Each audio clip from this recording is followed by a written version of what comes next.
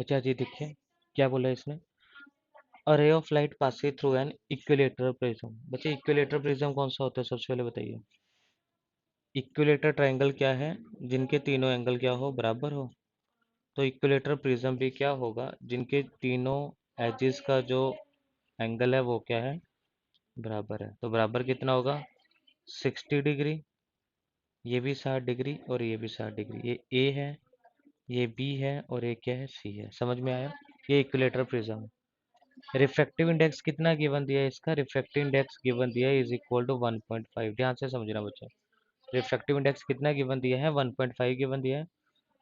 Such the angle of incidence is equal to the angle of emergence. बच्चे इस line का मतलब समझिए, angle of incidence is equal to the angle of emergence.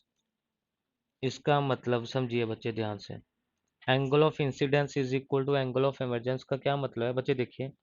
मान लीजिए ये आपने रे पास की इस तरह से, है ना। यहाँ पे आप परपेंडिकुलर ड्रॉ करोगे,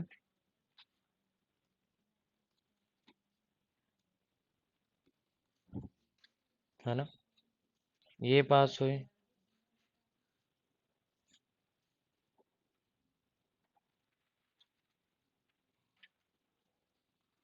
ठीक है।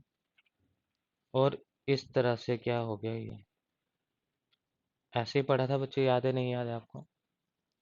ये एंगल क्या बनाया था, I1। और इस एंगल को हमने क्या बोला था, दिस एंगल इज, इस एंगल को हमने क्या बोला था, I2। बच्चे जो I2 है ना, इसी को इमरजेंट एंगल बोलते हैं। ये जो I2 है ना, I2 को ही हम लोग क्या बोलते हैं, इमरजेंट एंगल। अब यहाँ पे इसने बोला क्या है, ध्यान से समझिए। एंगल ऑफ इंसिडेंस मतलब कि I1 किसके बराबर है, I2 के। तो बच्चे जैसे ही आपने देखा I1 बराबर है I2 के, तो आपको क्लास के अंदर याद होगा, तो मिनिमम डेविएशन के अंदर मैंने आपको बताया था कि I2 इज इक्वल टू किसके बराबर होगा, I2 के बराबर होगा।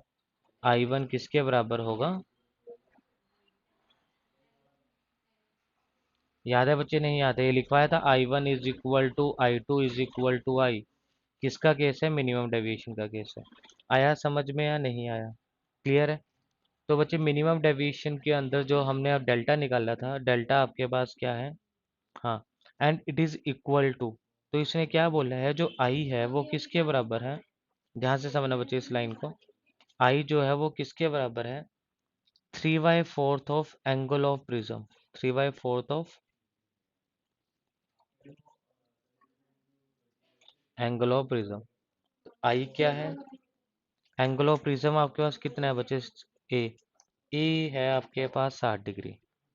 ए को क्या बोला जाता है, एंगल ऑफ प्रिज्म।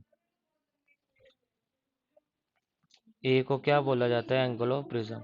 तो ये क्या आ गया 60, ये क्या आ गया 15, तो आई कितना आ गया 45 डिग्री। आई आपके पास कितना आ गया 45 डिग्री। जल्दी बताइए बच्चे, क्लियर हुआ पॉइंट है, नहीं हुआ, जल्दी बताइए।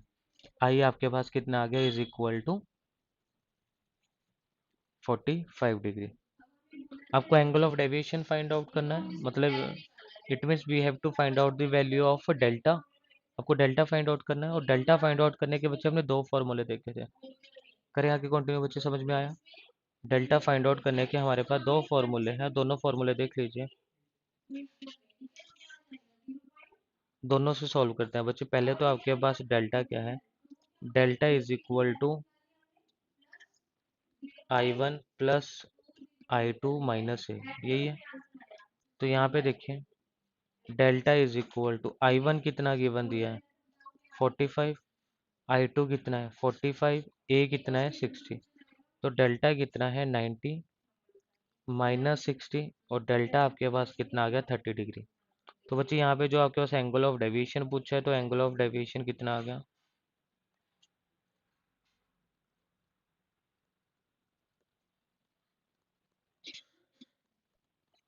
एंगल ऑफ डेविएशन आपके पास कितना आ गया 30 डिग्री आ गया।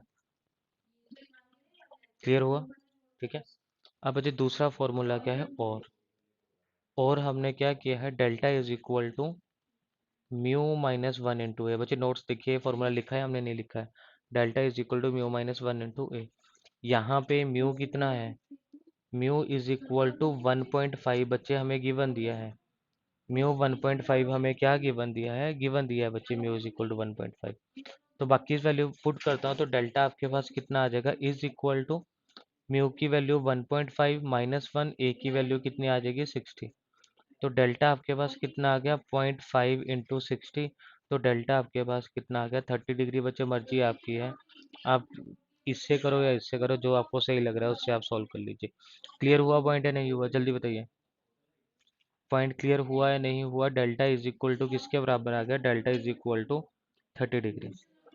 ठीक है बच्चे, जो जो भी इंपॉर्टेंट बच्चे इसमें पॉइंट है मैंने अंडरलाइन कर दिए हैं। A ray of light passing through an equilateral prism, refractive index is equal to this one, such that angle of incidence is equal to angle of emergence। angle of incidence किसके बराबर है, angle of emergence के बराबर है। तो मतलब कि I1 is equal to I2, I2 को ही एंगल ऑफ एमरजेंस बोला जाता है। And it's equal to 3/4 of the angle of prism. बच्चे तो यहाँ पे ए है, ए आपके पास एंगल ऑफ प्रिज्म होता है। तो आई किसके बराबर है, 3/4 ऑफ एंगल ऑफ प्रिज्म। तो 3/4 इंटू 60, तो यहाँ से आपके पास आई की वैल्यू कितनी आ गई, I is equal to 45 degree. ठीक है, उसके बाद बच्चे सिंपली हमने क्या किया, एंगल ऑफ डेविएशन का फॉर्मूला लगाया, delta is equal to I1 plus I2 minus A, delta is equal to 45 plus 45 minus 60। तो डेल्टा की वैल्यू आ गई 30 डिग्री। दूसरा आपने डेल्टा किसके बराबर फाइंड आउट किया, म्यू माइनस 1 इंटू ए के बराबर। तो वहां से भी आपके पास वैल्यू कितनी आई है, इज इक्वल टू 30 डिग्री। यहीं पे बच्चे वीडियो को खत्म कर रहे हैं, नेक्स्ट वीडियो में मिलते हैं बच्चों आप लोगों से।